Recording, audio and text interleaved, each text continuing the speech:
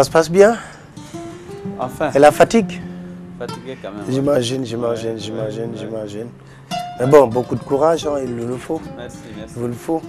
C'est ça aussi les challenges en politique et les défis, il faut les relever. Hélas, mais en Afrique, ça prend des dimensions parfois difficiles. Oui, très difficile. Très difficile. Ta famille est menacée. Parce que ta famille, tes enfants sont brutalisés, emprisonnés. C'est quand même difficile. D'accord. Voilà. Vous pouvez vous installer là.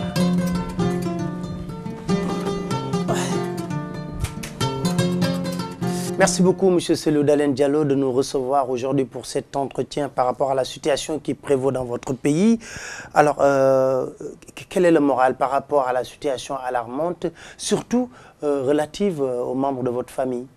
Mais comme vous l'avez appris avant-hier, un groupe de soldats armés jusqu'aux dents est venu à 5 h du matin au domicile de mon beau-fils, où s'était réfugiée toute ma famille, à raison des risques liés à la situation.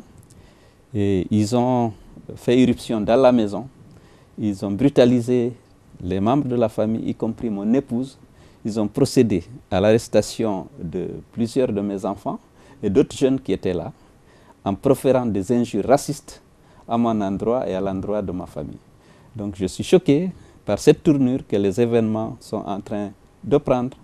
Et je dois dire que ça me révolte. Alors, quelles sont les dernières informations que vous avez par rapport à la situation? Écoutez, vous savez que j'avais condamné l'acte de violence dirigé contre le domicile du président de la République, mais j'avais aussi attiré l'attention sur les risques d'utilisation de cet événement pour éliminer des adversaires gênants comme la Guinée en a l'habitude. Vous vous souviendrez de l'agression du 22 novembre, de différents complots qu'il y a eu, réels ou imaginaires. On s'est toujours servi de ça pour éliminer les adversaires réels ou supposés du pouvoir en place. Alors je crains que cet événement intervenu au domicile du président Alpha Condé ne soit aussi utilisé pour régler des comptes à des adversaires politiques, notamment les membres de l'UFDG. Parce que, comme vous le savez, le domicile de mon vice-président, Baouri, a été saccagé systématiquement. Et avant-hier, les gens sont venus donc faire irruption dans mon domicile pour procéder aux arrestations et aux injures que je viens d'indiquer. Et tout cela dans des conditions tout à fait illégales. Alors, justement, par rapport à ce qui s'est passé en Guinée, Alpha Condé, quand on l'entend sur les ondes des RFI, il a parlé de tentative d'assassinat, d'autres parlent de coup d'État. Vous, quelle est votre appréciation? Écoutez, je n'ai pas d'appréciation. Moi, j'ai demandé qu'une commission d'enquête indépendante soit mise en place, qu'elle mène ces enquêtes-là dans la sérénité, dans le respect du droit, et que nous puissions tous être situés sur les motivations des assaillants, sur les commanditeurs, le cas échéant, afin que le droit soit dit. Mais je ne souhaite pas, comme la Guinée en a l'habitude, que cet événement serve d'alibi pour éliminer des adversaires politiques gênants, comme je l'ai dit tout à l'heure, et c'est la tendance que les événements prennent aujourd'hui dans le pays. Quand vous parlez de commissions indépendantes, des commissions avec des personnes qui ne vivent pas en Guinée, par exemple l'ONU, l'Union africaine, la CEDEAO, par exemple. Oui, pourquoi pas. Ce serait extrêmement important. Pour que les conclusions tirées ne souffrent d'aucune contestation, il faut que ce soit des gens crédibles au-dessus de tout soupçon qui soit commis à cette enquête qui est extrêmement importante dans le contexte actuel. Est-ce que vous soupçonnez, par exemple, un complot par rapport à ce qui s'est passé sur ces derniers événements? Oui, bien entendu. Vous savez, les habitudes ont la vie dure. La Guinée a une histoire très riche d'événements de cette nature, où on a utilisé un complot réel ou supposé pour éliminer tous les adversaires gênants. Alors, concrètement, par rapport à cet événement, vous étiez surpris? J'étais bien entendu surpris. J'étais surpris. Nous avions mené des démarches un peu partout, à l'intérieur comme à l'extérieur, auprès des institutions de la République, auprès de nos partenaires au développement, pour leur expliquer la nécessité d'aller vite aux élections législatives, sur la base du code électoral actuel, sur la base du fichier électoral actuel et dans le respect des dispositions de la Constitution et des lois de la République. C'est ça que nous revendiquions. Nous, on a accepté les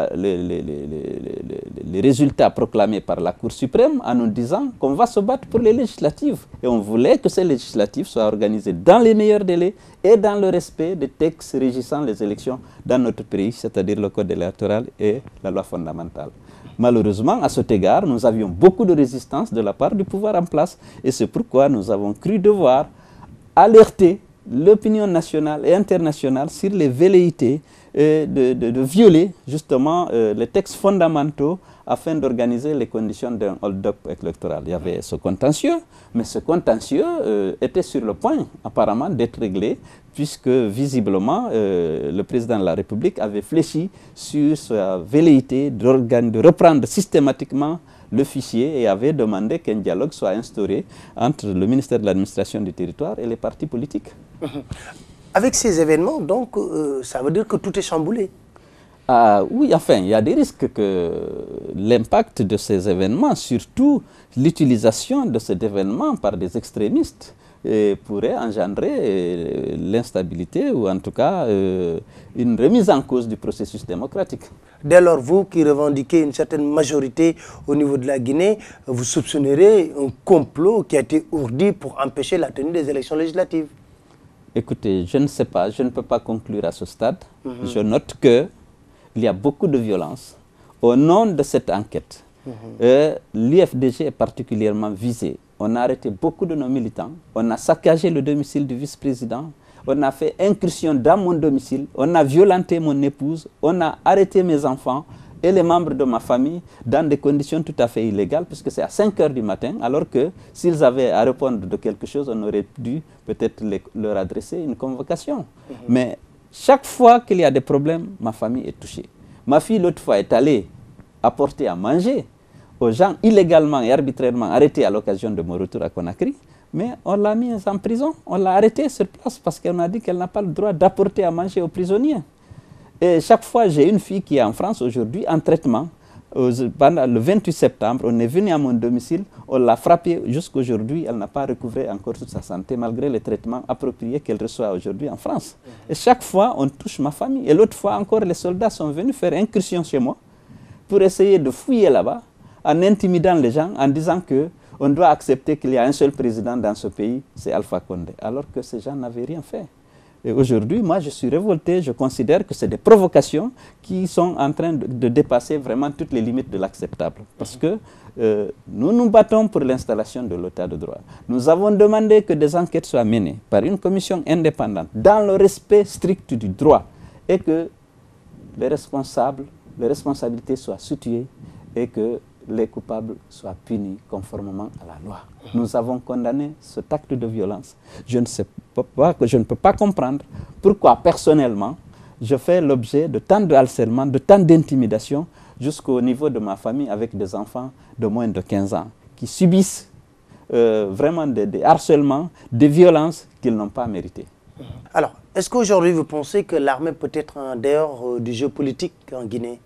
Écoutez, en tout cas, cette armée, très souvent, elle a fait des dérives, vous le savez. Mais chez moi, lorsque je venais le 3 avril, on a arrêté ma sécurité. Aujourd'hui, je n'ai pas de sécurité en Guinée.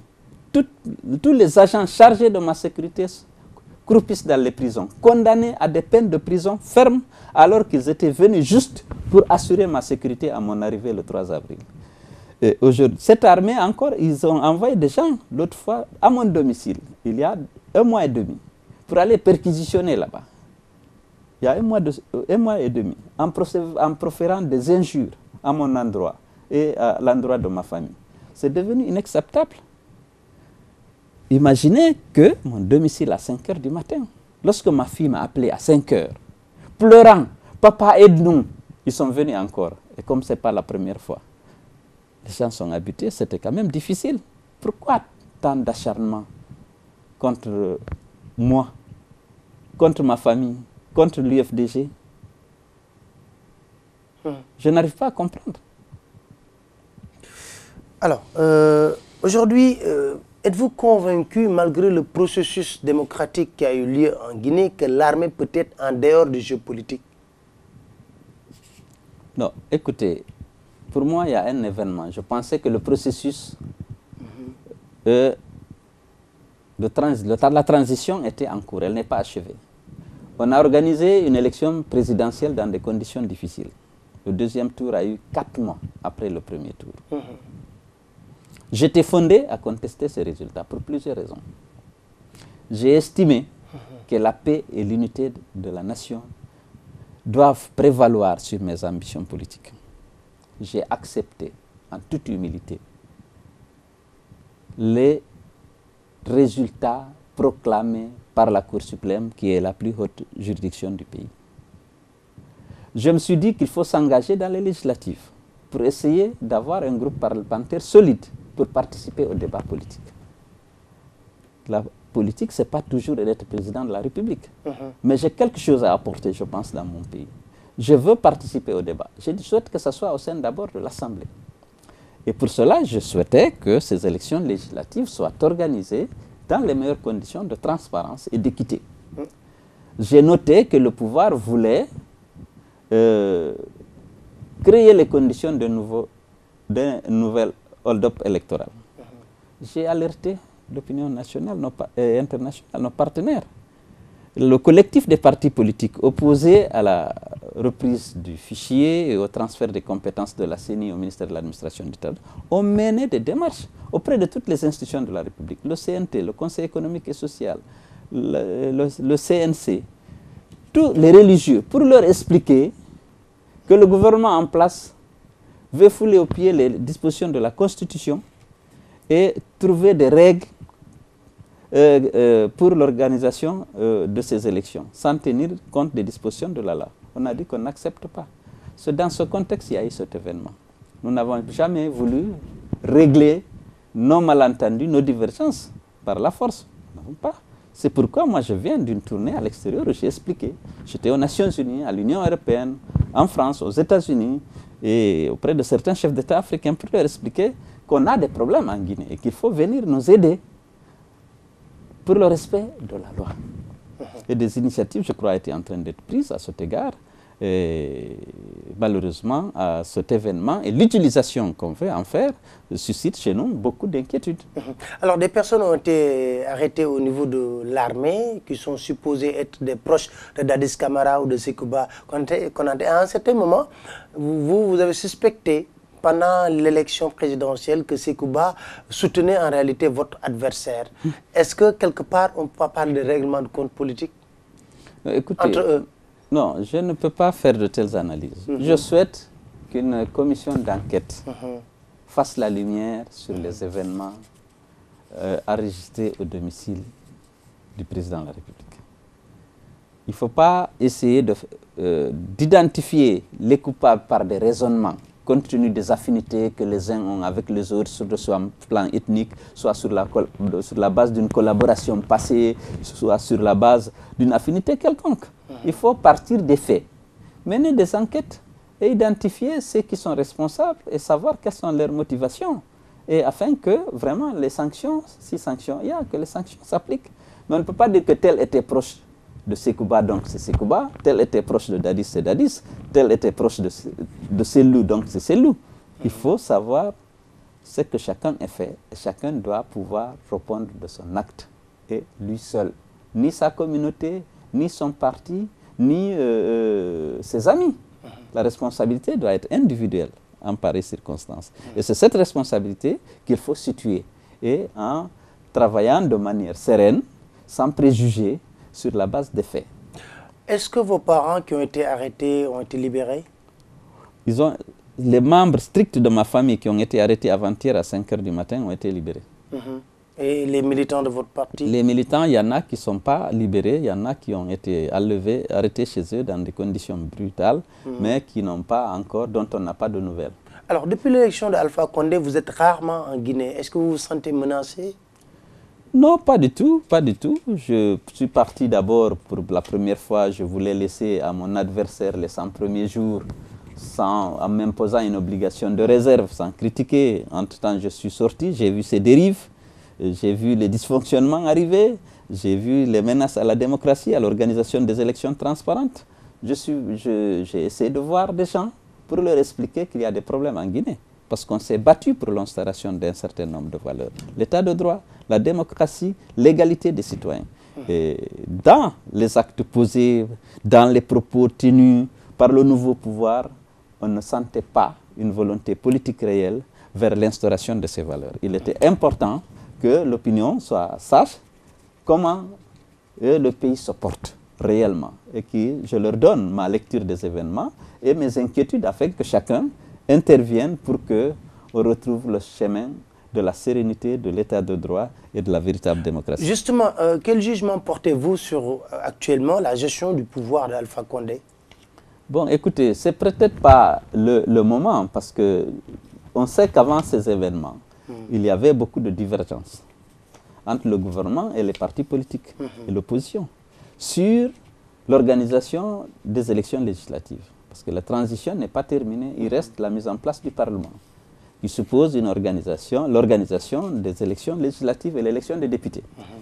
Alors, sur les conditions d'organisation de ces législatives, il y avait beaucoup de divergences, puisque le gouvernement avait estimé que le fichier électoral qui était là, qui a servi à l'élection du président de la République, n'était pas un fichier fiable, et qu'on ne pouvait pas s'en servir, qu'il fallait reprendre à zéro le recensement des électeurs.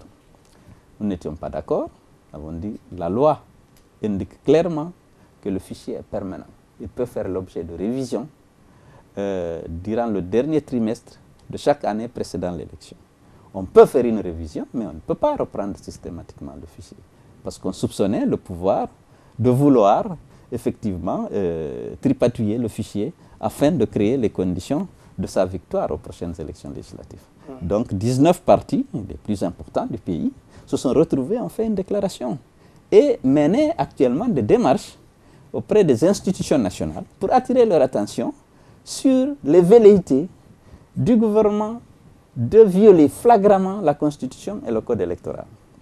Et moi, à l'extérieur aussi, j'ai rencontré des gens qui sont nos partenaires, qui ont été nos partenaires dans l'organisation de ces élections, comme l'Union européenne, les Américains, les Français,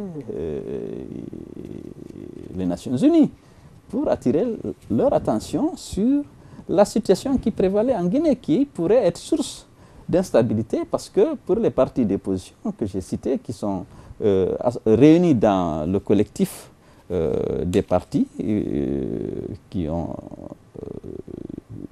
veulent que la CENI joue son rôle conformément à la Constitution, que le fichier qui a servi à l'élection présidentielle serve aux élections législatives, ces partis donc se sont retrouvés pour dire non, qu'on n'est pas d'accord. Et on était dans cette situation lorsqu'il y a eu cet acte de violence contre le domicile privé du président. Alors aujourd'hui, qu'est-ce qu'on doit faire pour faire revenir la sérénité en Guinée et aller vers des élections législatives apaisées? Je pense qu'il faut une volonté politique réelle. D'abord, de respecter la loi et la Constitution. Nous, c'est ce que nous avons demandé. Le code électoral est clair. La Constitution est claire. En matière d'élection, c'est la CENI qui est responsable. Aussi bien de l'établissement que de la révision du fichier, de l'organisation des élections et de la proclamation des résultats provisoires. Tout le processus est dévolu à la CENI, dans le code électoral actuel et même dans la Constitution. Donc, on a demandé au gouvernement de respecter les dispositions du code électoral et de la Constitution. Et que le ministère de l'Intérieur ne peut pas se substituer à la CENI.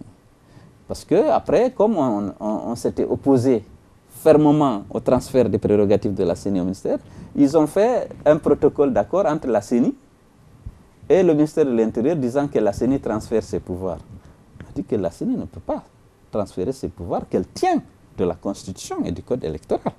Elle ne peut pas, par un accord, dire, bon, je fais ça. On a donc continué à dénoncer ça. On a dénoncé la dissolution des conseils communaux. Parce que c'était illégal. Le président de la République ne peut pas dissoudre comme ça les conseils communaux. Il a pris un décret, il a dissous tous les conseils communaux qui ne lui étaient pas favorables. Il a mis en place des délégations spéciales avec des gens du RPG, de son parti, pour diriger les communes. Il y a 27 collectivités où il a pris simplement un décret. Alors que le code des collectivités est clair. On ne peut dissoudre un conseil communal que si un tiers de ses membres a été condamné par un tribunal. Or ici, il n'y a pas eu d'inspection, il n'y a pas eu d'audit, il n'y a pas eu... Aucun tribunal n'a été saisi. Le décret du président de la République est tombé comme ça, disant que telle et telle commune sont dissous et que le lendemain, notre décret a été pris pour mettre en place des délégations spéciales avec des gens du RPG. On a dit qu'on ne peut pas travailler ça. Lorsque moi je rentrais, on a tiré sur la foule. On a tué une personne. On a formulé une plainte, on a déposé. Le juge a dit qu'il n'ose pas prendre. Qu'il ne peut pas prendre la plainte. Le gars est mort. Zakaria Diallo. On a le rapport d'autopsie. On a la balle extraite de son corps. On a tous les éléments, toutes les pièces. Le juge a dit qu'il ne prend pas la plainte.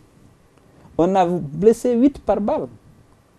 Et les gens de ma sécurité qui étaient venus assurer ma sécurité à l'aéroport, avant que je ne vienne, on est venu procéder à leur arrestation. On les a condamnés à 2 ans de prison ferme. Ils croupissent en prison. On a dit qu'il faut les libérer. Parce que c'est comme au Sénégal, on a l'obligation d'informer. Il n'y a pas d'autorisation préalable, par exemple, pour la réception. Mais les gens de ma sécurité, ce n'étaient pas des manifestations, ce n'est pas des manifestants. Ils sont venus pour assurer ma sécurité. Ils viennent même dans ma chambre, partout où je suis. Sauf lorsque je voyage à l'étranger, puisque je ne peux pas payer les frais de tous au monde. Mais ils sont une dizaine aujourd'hui, ils sont en prison, condamnés à des prisons fermes. Ils n'étaient pas dans la manifestation, ils étaient dans leur pick-up. Ils attendaient que j'arrive pour essayer d'assurer ma sécurité. Ils sont en prison depuis le 3 avril. Les tribunaux ont reçu l'ordre de les condamner. Ils ont été condamnés. Et qu'est-ce qui empêcherait un dialogue entre vous et Alpha Condé pour désamorcer cette tension? Mais, a priori, rien. Il faut qu'ils respectent les règles, les constitutions, le code électoral et que l'arbitraire qui a conduit à la dissolution des communes, à l'arrestation de mes militants, parce que c'est 45 qui ont été condamnés. Je parle que des gens de ma sécurité là. Parce que eux, c'est plus flagrant, ce n'est pas des manifestants. Les autres qui étaient venus, ils ont été traités de participants à une manifestation interdite. Ils ont été condamnés, tous. Mais j'ai parlé il y a 45 qui ont été traduits devant les tribunaux pour être sortis applaudir. Des enfants de 8 à 12 ans, 7 enfants de 8 à 12 ans, qui ont été finalement renvoyés devant le tribunal pour enfants, parce qu'ils étaient sortis devant leur concession pour dire prési, prési. Voilà ce qui nous opposait avant cette crise. Malgré tout, lorsqu'il y a eu l'assaut contre sa résidence, moi j'ai condamné. Vous ne l'avez pas eu au téléphone? Parce que c'est contraire à mes valeurs. J'ai appelé, je ne l'ai pas eu, j'ai eu son garde-corps ou quelqu'un en tout cas qui avait le téléphone. Je lui ai dit de lui transmettre mes salutations et que ma solidarité et mon soutien. Parce alors, que je n'ai pas... Est-ce qu'aujourd'hui vous envisagez d'aller en Guinée? Oui, mais je ne veux pas m'exiler. Bien sûr. Oui. Quand est-ce? Vous n'avez pas encore... Je n'ai pas fixé la date. Mais vous appelez les puissances étrangères quand même à s'immiscer pour désamorcer un peu la situation? Bon, écoutez, il y avait déjà beaucoup de bonne volonté sur le chantier, qui essayaient, qui m'appellent, même ici, qui l'appellent, qui essayent d'obtenir un rapprochement, un dialogue entre les partis. Moi, je n'ai pas d'exigence particulière que la loi soit respectée et que l'arbitraire cesse. Moi, j'ai accepté les résultats. Il est le président. Moi, je veux être dans une opposition constructive qui participe au débat, dans la paix, dans la sérénité. Parce que c'est au nom de la paix et de l'unité des nations que j'ai renoncé à revendiquer une victoire qui, aux yeux de beaucoup, semblait acquise pour moi. Mais comme je suis légaliste, la Cour suprême a proclamé, a confirmé les résultats de la CENI, j'ai dit j'accepte. Et vous ne pouvez pas imaginer les difficultés que j'ai eues à faire accepter ça par mes troupes, par mes partisans. Mais je l'ai fait. J'ai fait le tour de la sous-région pour expliquer qu'il faut qu'on accepte et qu'on se prépare pour les échéances futures. Voilà, M. Cellou Dalein Diallo, je vous remercie. Je rappelle que vous êtes le président de l'Union des forces démocratiques de la Guinée. Merci beaucoup. Merci.